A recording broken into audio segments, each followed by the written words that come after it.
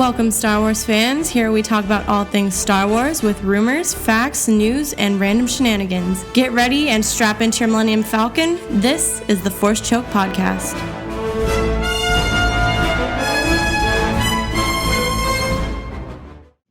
Hi, everybody, and welcome to episode 76 of the Force Choke Podcast. I am Sarah, and I am here with my council members, Micah and Lewis. And we're going to be talking about some topics. Wait, today. We're missing Tim. Where's Tim? Oh, Tim's gone. He's not hovering in the background? What did you do to him? She carbon frozen for next. Oh my gosh. So you guys ready to talk some Star Wars? Let's go. All right. So we're Star talking about Star Wars. Star Wars. We're going to talk about actor. Man, I hope I'm not butchering his name.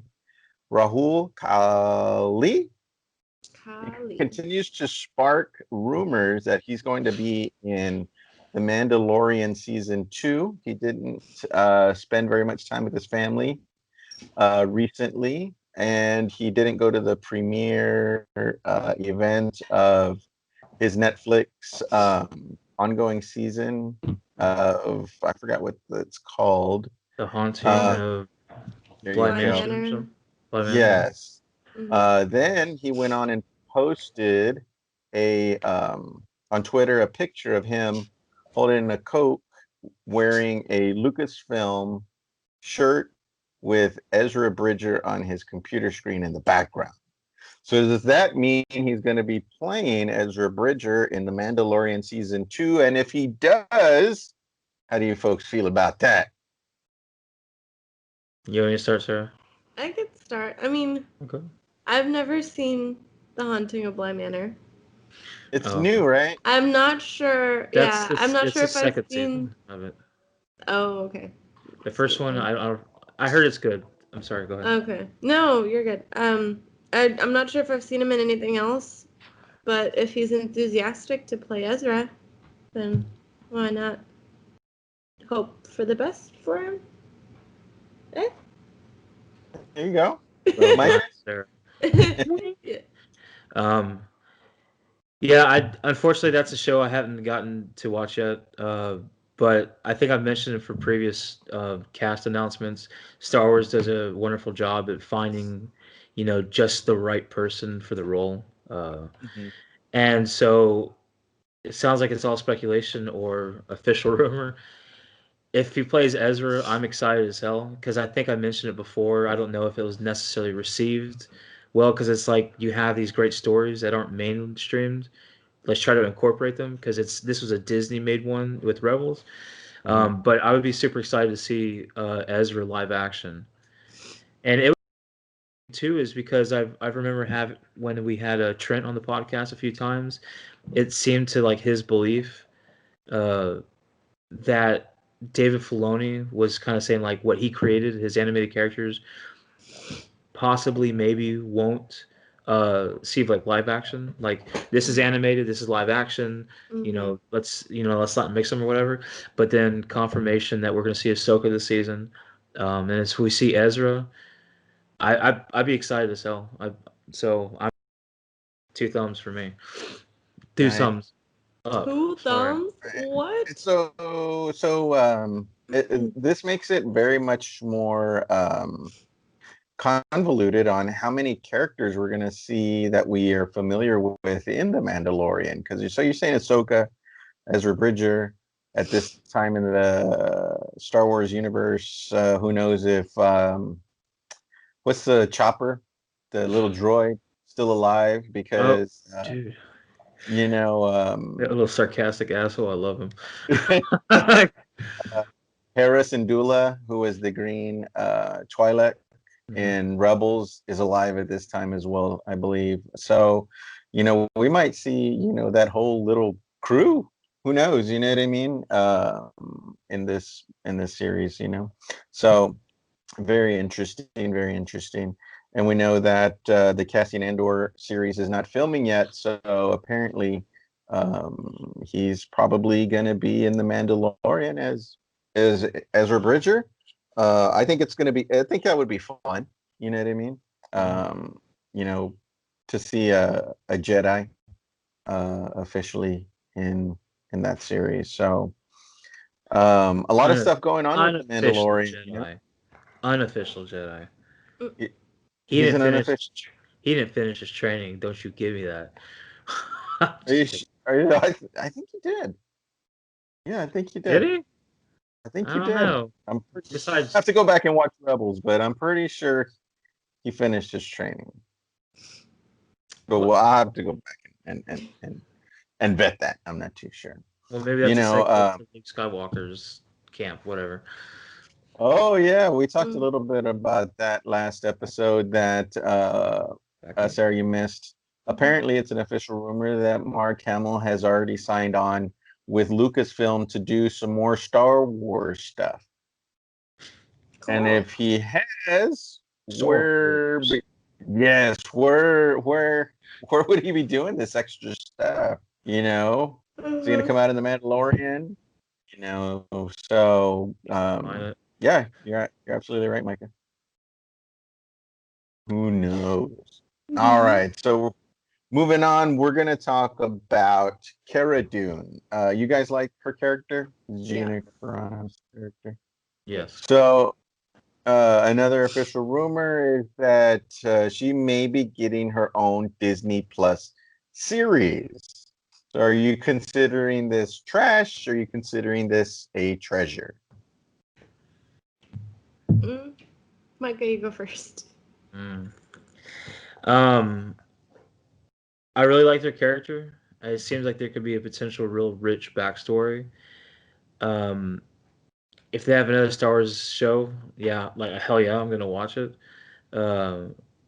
It almost seems a little concerning though, and the reason I say that is we keep on hearing about a bunch of different trilogy movie ideas going in the future, a bunch of different TV show ideas coming up, but nothing else other than The Mandalorian is really, taking off. It's not moving, so it's kind of like, are they unsure what they want to do? You know what I mean? Like, is this another thing where it's like they didn't have a plan where this was going? I don't know. Yeah, because it's we have Obi-Wan series. Oh my God, yeah, Obi-Wan series. What are you doing with it? Oh, well, it got delayed. Okay, pandemic, sure. We have the Cassian Andor series. Oh my God, hell yes. Oh, well, we're not shooting it yet. Okay, like it just seems like they have a bunch of these ideas, and it's almost like they're maybe testing the waters to the public, and like I think I maybe mentioned it before, like throwing out a bunch of rumors, see which sticks, see which has the biggest appraisal by the fans, the best appraisal I guess by the fans, and maybe going forward with that. But I think I also mentioned that was part of the problem with the ending of Rise of the Skywalker. You can't have it both ways. You can't have her be a Palpatine and also be a Skywalker, but they did. It just seems like a half-ass closure kind of thing, and I know that's a lot of different jumps, but getting back to it, yes, I like her character. It seems like she has a rich backstory, but I keep on hearing about all these different ideas, and like none of them are really taking off. None of them are going into production. So I don't know if that's necessarily a good sign or bad sign, or if Star Wars behind the scenes are still like in like fire mode, like they're trying to figure out what the hell they're supposed to be doing. So yeah. What about you, Sarah? First off, do you like her character? I do. I like her character a lot. And especially the development, from where we first met her to the end of the season of The Mandalorian. She's got a lot of fire, right? She was a stormtrooper, right? I think so. So yeah, cool. A lot of military training, and so would you want to see, you personally, Sarah, would you want to see her have her own series? Do you think she could carry her own series?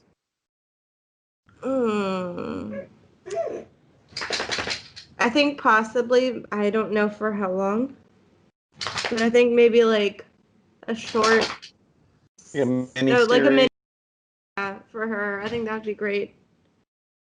I just don't know if she could carry, you know, was it like 6 seasons in a movie or whatever. And But I don't think this is necessarily like an indictment on her. It's just we don't really know much more of her story than what we saw in Mandalorian season right. 1. And is there big enough things that happen? Sorry, I didn't mean to take away from you, Sarah. It's just How dare I, you? I well, I don't think you're speaking ill of Gina Carano. I just think it's kind of No, like, can she carry her own series? Is the there the enough of her story to do yeah that, other yeah than being a like auxiliary character? right Yeah. yeah. That's what I meant. Not Yeah, actor. I think. I'm sorry to steal your ideas, but I can admit that I stole your ideas. Lewis, can you do that? But Oh man, I'm horrible at doing stuff like that. You know, you guys make a lot of great points. I think that it would be difficult for her character, not hmm her herself, but her Right. character to hold water for an entire season, like Sarah was saying. hmm A mini series I think would be just the ticket, but do I don't know, do we need that either? You know what I mean? We're almost getting a mini series.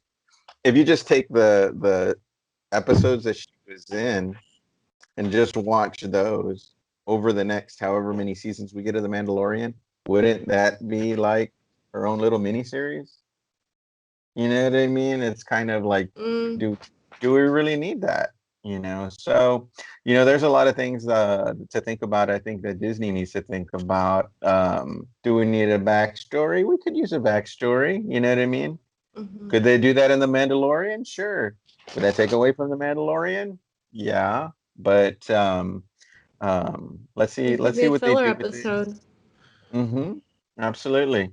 And so hopefully they do have a plan for her character, and how she either exits the show and gets her own series, or a mini series, because it would be a travesty, like Micah said, if they don't have a plan with all these series or mini series they got going on in the background. You know what I mean? hmm I think it would be an interesting, like, because we keep on hearing like almost like these mini limited series, right? Obi-Wan more or less will probably just have a season. We suspect probably Cassian Andor's will probably just be like a one season thing. It's like they keep on like creating these like anthology stories to it.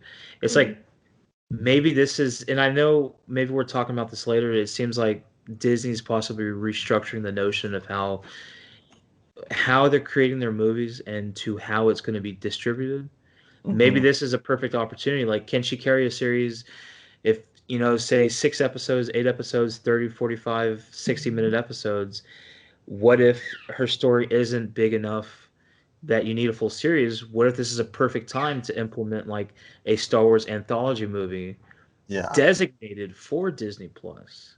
So it's like you have that nice little 2 hour movie, and hmm you get to basically pick the best parts of her story that doesn't necessarily take away from the Mandalorian, whether it's pre, during, or post her character arc in Yeah. Mandalorian. You know what I mean? Like, here you go. I mean, who's to say that they don't do that in the future? Because Disney owns Star Wars. This is going to be going on for a long time. Hopefully, incorrectly, but there might be something we see 30 years from now, like legitimately like all 30 main characters we've ever seen have their own independent movie.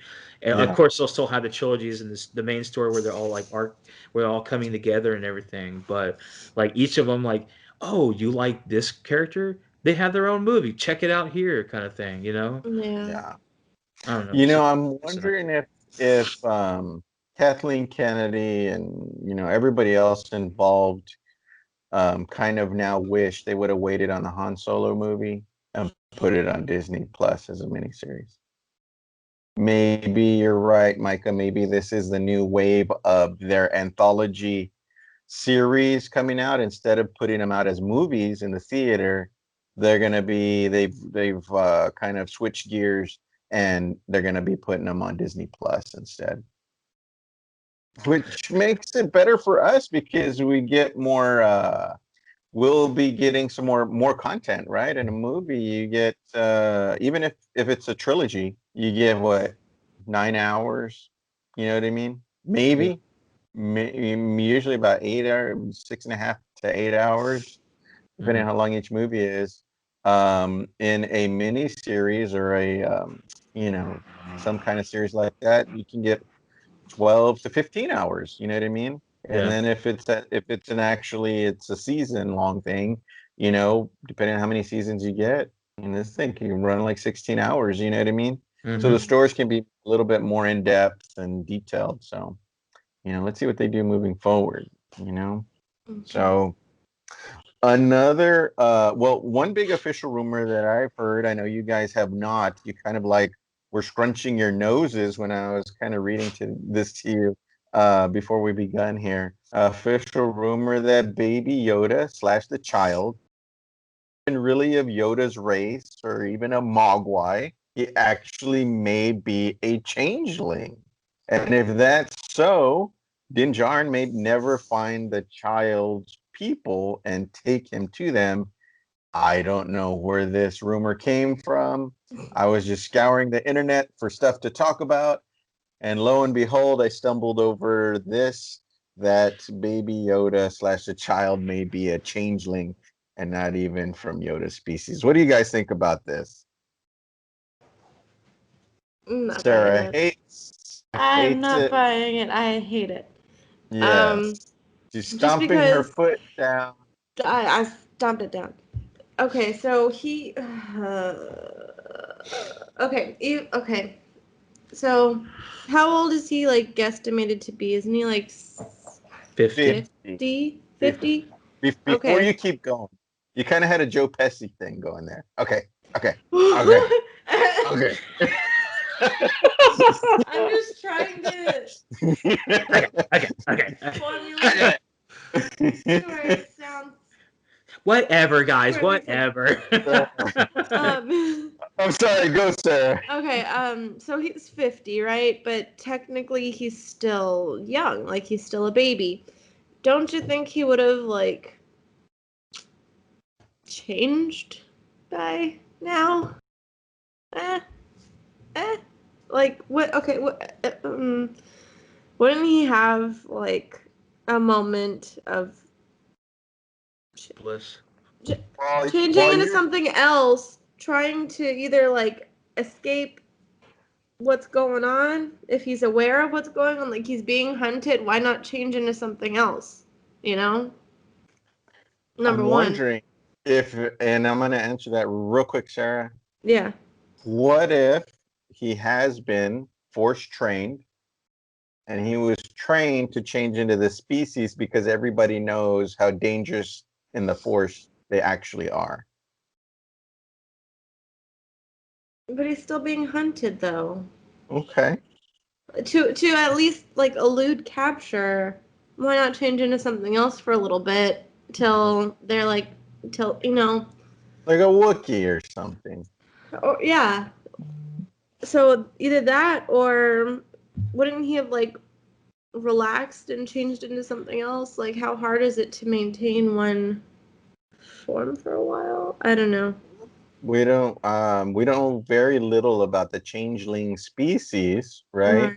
Mm-hmm. And we've only seen one in Star Wars, at least in the theatrical versions. So to answer that, I cannot.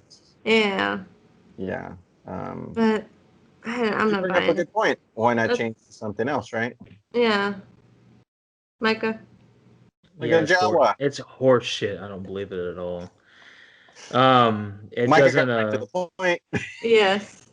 Like I want to harpoon your whole idea. I mean, don't It's get me not wrong. my idea. It's not my idea. I was Are scouring you the sure internet, and about I this? just brought it to the This table. up, I'm gonna throw it out into the ether. I'm gonna collect it back in the ether and be like, "Oh, this guy makes some really interesting points." Look what I found at the bottom of the forcechokepodcast.com. Yeah. But see where it originated at the bottom of Lewis's bullshit barrel. Anyway, I mean, cool. Thinking outside the box. People have a lot of time to think about stuff right now. I don't Yes. particularly buy it. I feels like it probably undercuts everything that Disney has done, or Lucasfilm, or Star Wars, whomever has done, in trying to sell, for starters, Baby Yoda merch. No, he's not a Yoda. Oh, you son of a Make him bitch! into I'm not something buying cuter. anymore. Some more. But Sorry.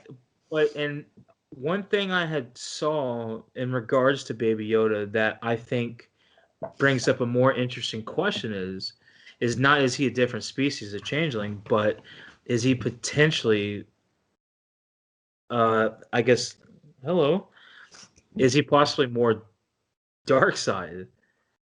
Oh, with the force choke he did and all Because he that. did the force choke, and like he did a couple things to, and I don't think that's necessarily the case. I just also don't think that he's not a whatever that species is. Um, because he seems like untamed kind of thing. Like, yeah, his first reaction, I mean, sure, it was to protect Din Djarin, it was to protect the Mandalorian, but he went right to "I'm gonna choke your shit out" kind of thing. You mess with So my Mando, you get the Force hando. I like it. coin that one. You never. Y'all haven't seen that before? No. What is that? I'm not into That's that kind of stuff, Sarah. It's a meme. Wow. Anyway, Did you make that? What do you meme? uh-oh, we gotta hold on. We lost Lewis for a second. Okay. Sorry, I'm back. Okay.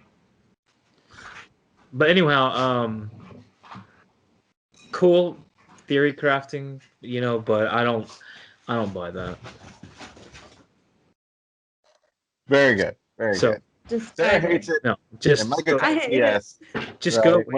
They're eventually gonna do their own Gremlins movie anyhow. Maybe he'll Yeah. make an appearance there.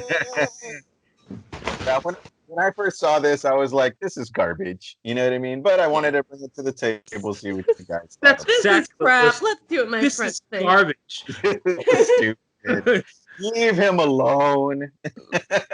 He's just a little baby. Talking about screwing up things that people have done.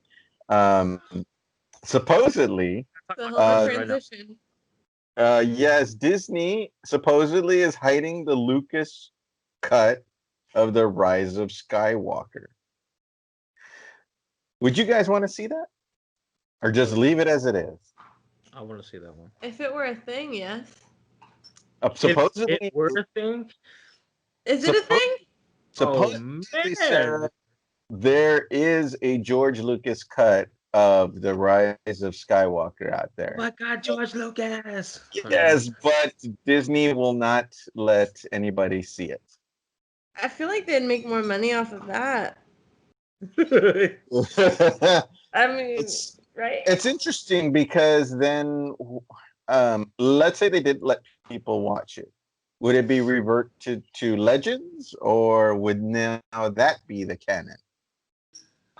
Would it threaten the supremacy of the original? Let's split the timeline. We'll split the timeline at,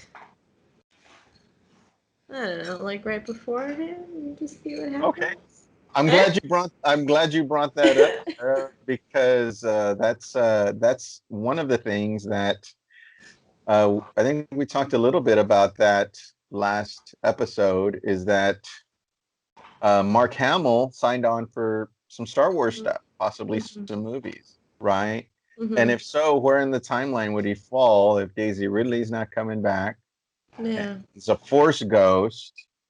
You would assume that he would be playing the role in between Return of the Jedi and The Rise of Skywalker, or The Force Awakens, right? Yeah. If that's the case, and he's playing Luke Skywalker during that time frame, maybe he finds what they call the Veil of the Force, what we saw in Rebels, those time portals. Okay. Yeah. And possibly goes back and does something in the time continuum, stop Ben from going to the dark side, or maybe even stop himself from striking down on Ben, and changes the whole continuum. And now that, yes, the time frame would be split, where all the sequel trilogy is a different timeline forward with a different timeline. So I'm glad you kind of brought that up because we did touch base on that a little bit last episode. But I was just curious to see if how much would you pay to see the Lucas cut of The Rise of Skywalker? The going rate right now is $29.99. I was gonna say like You'd pay the $30 to watch it. 40. Sarah Okay, would 40. Sarah outbid you at $40. Sold. Good thing there's going to be more than one copy of this thing. Jesus. Well, they're. All right, so I'm sure I would be curious to watch it, see what George's final thoughts were on the transitioning of all these characters, to the finale. You know what I mean? I wonder too if they'll get any more pressure with HBO Max's release of Zack Snyder's like Justice League cut and stuff, because you see how well like their fans didn't really care for the Justice League movie. I'll just put it simply like that. I liked about 8.5 minutes of that movie, and that was it. Okay, 8.5 movies out of almost a 3-hour film. Yes. Good to know. You're not easy to please. Sorry, Sandy. Anyway, just kidding. Bada boom, bada bing. Wow. But I wonder like if it receives that much pomp and circumstance or whatever for the Zack Snyder's cut, maybe it's something that Disney will have to rethink, maybe, hopefully. But I mean, maybe it does like threaten the legitimacy of the canon version of Rise of Skywalker. Yeah. Because if you sorry. No, we're talking George Lucas's cut. Like we're talking about completely different scenes and all that, but still with the same actors, right? What we're talking about, or like cut scenes. Well, there's a lot. No, go ahead, Micah. Well, there's a lot more that was shot. They shoot all kinds of stuff, and often movies, especially movies of that high caliber, will shoot multiple endings as well. And they basically kind of like, okay, we have this idea, and then when they look at what they have, they could even be like, oh, I think that this one's better, or they could get word that, oh, people don't like that, we can go to this alternate ending, or they just simply do it too. So it's a true mystery as to what becomes the ending. That's kind of like an example, end of Avengers Infinity War. Like some of them, like all of them didn't necessarily know that they were going to die the manner in which they did. Right. Well, okay, but anyway, yeah, they make a bunch of different endings. It's a matter really of the editing, which I think we can all agree, especially, whatever. I think we can agree that George Lucas does a pretty good damn job when it comes to editing stuff together. So with the other content that may never see the light of day, and with his editing on it, making it his version, I think it could be interesting.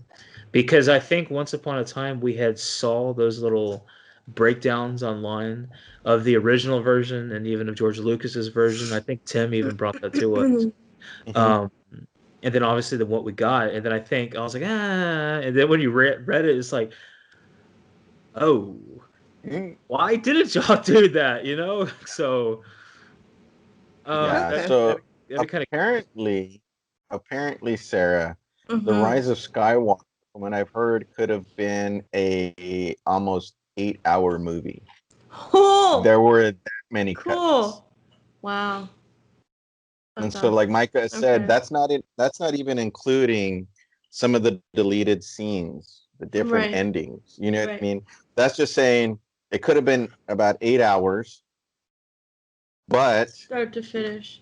Yeah, you gotta start cutting stuff out. You know what I mean? Yeah. So, yeah, I mean, could have almost its own trilogy in a way. That's why I'm saying, I wish they would have signed these guys on for 6 movies instead of just 3. I think they could have. We talked about this in the last podcast as well. they could have developed the characters a little bit better. Like John Boyega is kind of, you know, he's kind of on the outs with Disney right now, and his character development of Finn in the movies, in the trilogy. I mean, if they would have done 6 movies, I think that would have been plenty of time to develop all these characters. You know what I mean? So, and it probably would have saved them money because now they're more bona fide names. exactly. Absolutely. Well, we're going to switch gears ourselves. We're going to go back to Pedro Pascal and talk a little bit about some of the recent things he said about The Mandalorian. Okay, so I'm going to give you some direct quotes here. Okay, so this is Pedro Pascal talking. He says, I hope this doesn't sound like me fashioning myself like I'm, you know, so smart. But I agreed to do this show because the impression I had when I had my first meeting was that this is going to be the next big shit. Ow, yeah. It is. I think it is. I mean, So maybe he's not getting the attention that he wanted or the stardom that he wanted, but a lot of people are watching this show, you know? Yeah. Micah, what do you think about that statement? And I'm going to read a little bit more after that. Potentially 2 things. First thing, what Sarah said, maybe he's not getting his time that he thought he was. Second thing,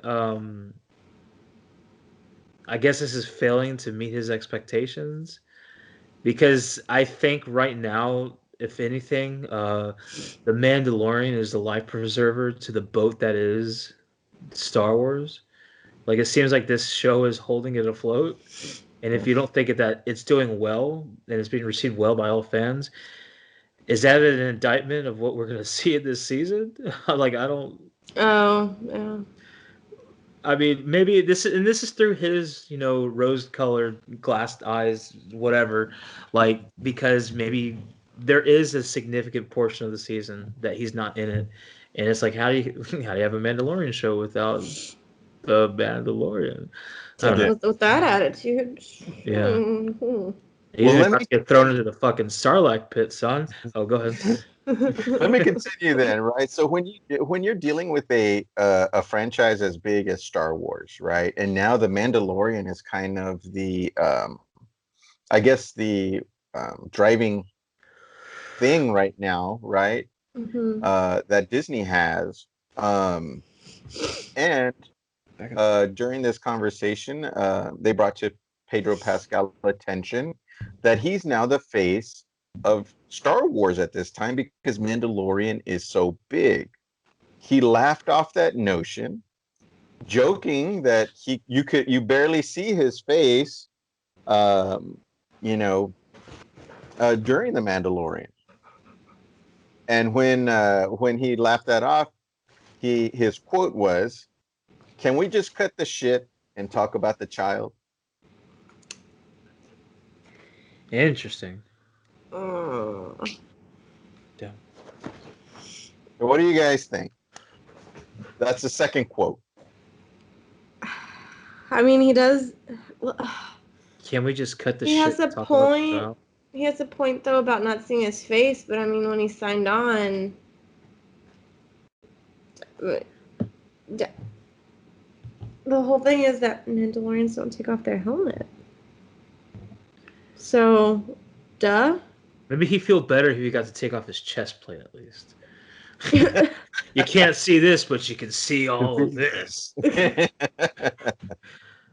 I mean, even when he was in Game of Thrones, he wasn't on very much. But he was still a character that we all remember, you know? Yeah, I think we kind of remember him for different reasons. You know, he talks about seeing his face, and that shows like the lack thereof kind of thing, but or fine lack of head, whatever. You got a little squished. It's okay. No, but like, I mean, he's still his name's still in the credits. He's still acting. We still see his face. I mean, maybe just let it ride out a little bit more. You know what I mean? I can see both sides, I guess. Micah? Yeah, it is it is starting to sound maybe those rumors that we heard a couple episodes back are true. Mm-hmm. About him not being there as much. Maybe there is turmoil in the set because he does want to show more of his face, but he can't as an actor. Because I guess I mean that's in itself his identity. Like his identity is a Mandalorian, but we already talked about like there's like 3 different Mandalorians. There's one for martial arts kind of stuff. There's one for stunt work, and then there's him. But Yeah. it's like half the time he doesn't even need to be walking around. Like they just put in his voice after the fact. So I mean, I can kind of see like it's almost maybe like a disappointment, but as Sarah also just mentioned, he knew that. Yeah. Like you don't. Boba Fett he was revered for the character he was, even the little screen time that he did get, but you didn't see him take off his mask. Like there was never any notion of that, and I'm sure he got more than just simply a peek into the script and what the inevitability would be for the season. I'm sure there's probably even something where they said like this is the direction we eventually want to go to. So I mean, it's kind of disappointing. I mean, maybe he's just because we know he's a Star Wars fan, and maybe he's just like, man, I wanted to do more.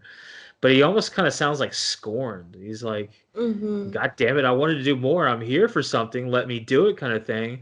And maybe that's why he just pushed off real quickly to the Yoda, Baby Yoda. I think. Sorry to cut you off. I think it's more like out of spite. Like, let's just talk about him already. That's why you're here, type of thing. That's the vibe that I got. Ouch. Yeah. Very ouch, right? But maybe there is something to that too, though. Maybe there is something because I know Lewis, you've mentioned a few times about like maybe the Mandalorian isn't Din Djarin. Maybe the Mandalorian's Baby Yoda, and with everyone like gagging over Baby Yoda right now, it seems more so, especially with his life expectancy, like how long he can live. Maybe that's the thing. Very well could be true. I Go have a ahead, question for you guys. Yeah. Are y'all gonna be sexy Baby Yoda for Halloween? Lewis That's is that an like, actual every costume. day. But that is an actual costume, sexy Baby Yoda. I have a robe. Oh. Leave it at that. Oh. Just hope that's not all that's there. But anyway.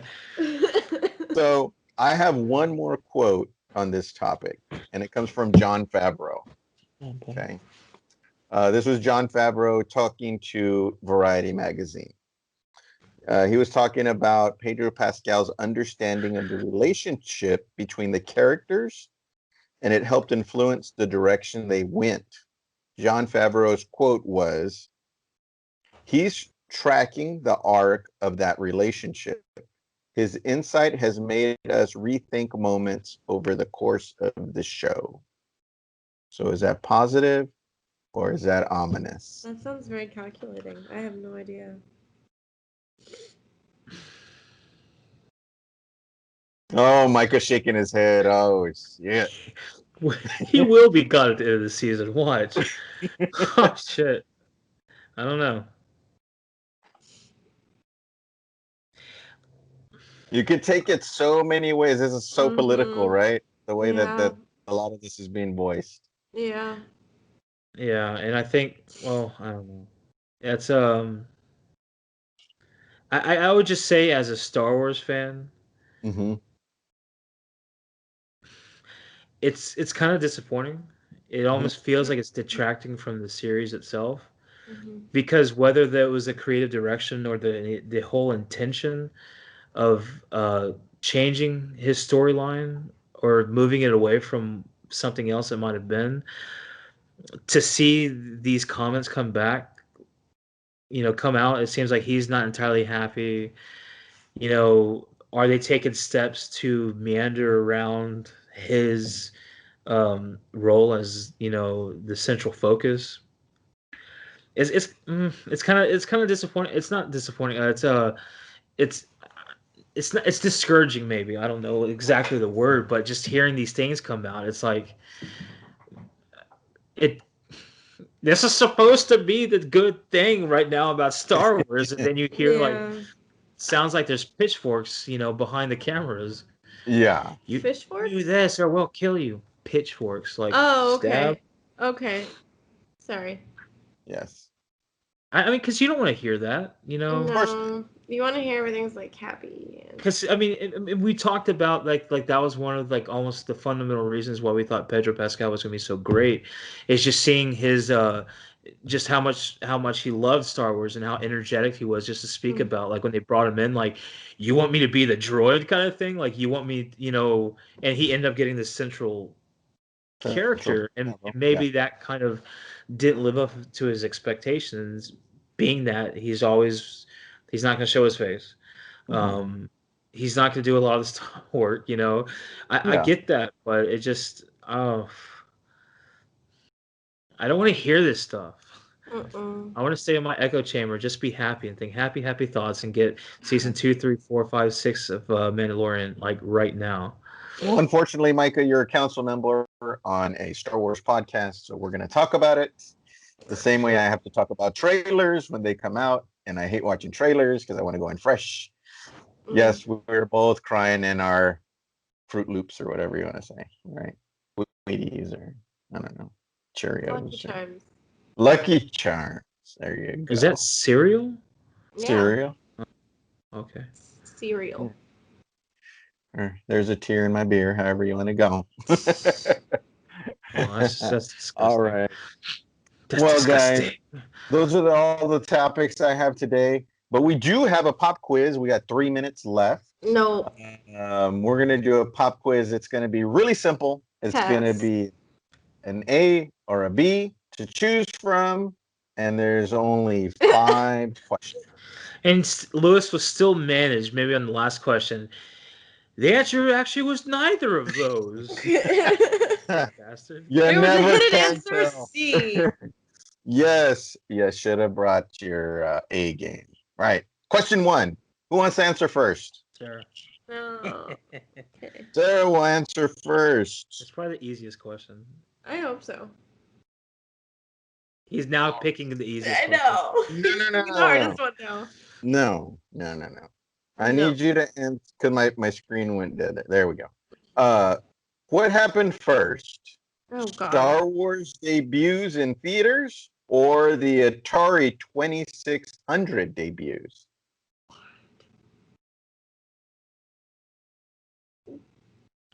2,600. That's a lot. I don't know. A?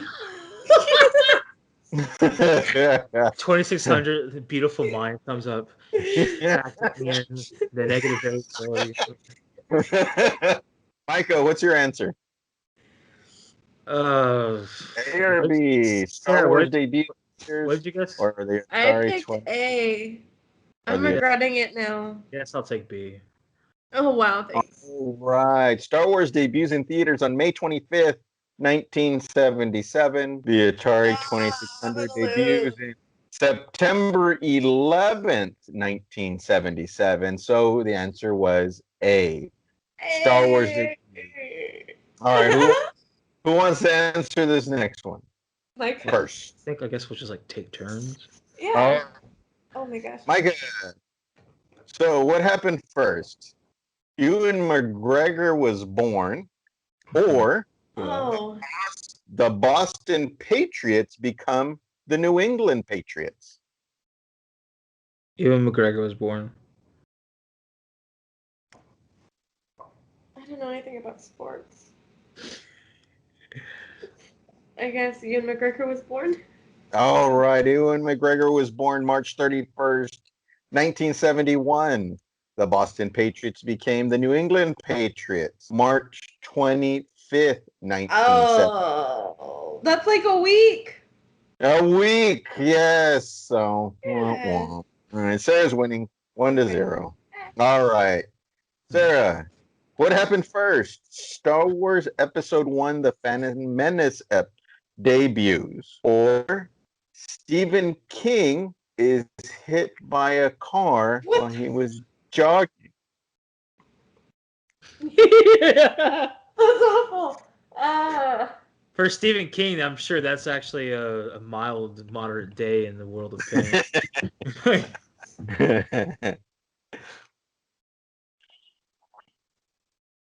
Stephen King was hit by a car. Okay, how about you, Micah? What do you think? Guess I'd take the Star Wars one.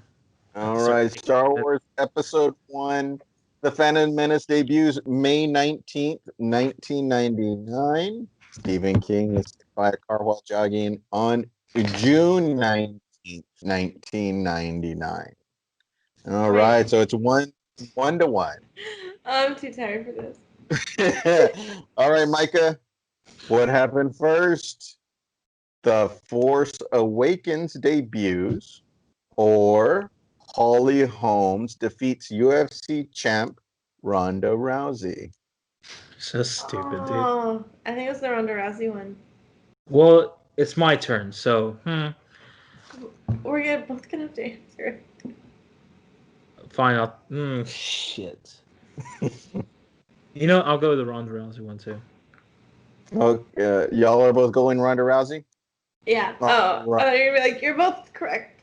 All right. So The Force Awakens debuts December 18th, 2015. Holly Holmes defeats UFC champion Ronda Rousey November 15th, 2015.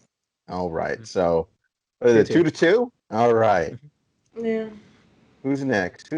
Micah, you're next, right? No, I think it's my turn. Sarah's next. Sarah's next, right? Well, it's the fifth question, right? Yeah. Oh, so does Yeah, well, Sarah's next, but yeah, that was my question, but Sarah. Yeah. Okay. All right, Sarah, you're first. What happened first? Stop. The Mandalorian releases on Disney Plus, Okay. or Joker is the first R-rated film to earn $1 billion on this date. I think Joker came out before The Mandalorian. But remember, it's not when it came out. It was. Finally earned $1 billion as an R-rated film. I still. The Mandalorian. Micah? Damn it, Sarah. I was hoping you went Joker. I was hoping you went Joker. Mandalorian. All right. The Mandalorian release date is November 12th, 2019. The Joker, first R-rated film to earn $1 billion. November 18th. Hey! All right. So y'all tied. Yeah. Isn't that nice? Well, Nobody wins. Isn't that special? Well, isn't that special? Yeah. All right. So, Sarah, you want to wrap it up, or you want me to? I think you can wrap it up pretty nicely. All right. So, we want to thank everybody for listening, watching, subscribing, liking, tagging, commenting, sharing, following, and laughing. also supporting and laughing along with your counsel with here. Us, at us. You have Sarah, Micah, we're missing Tim, and myself, Lewis, as your council members here at the Force Choke podcast. This was episode 76. We thank you guys for watching and continue supporting us. May the Force be with you. And you. And you too. Oh my God.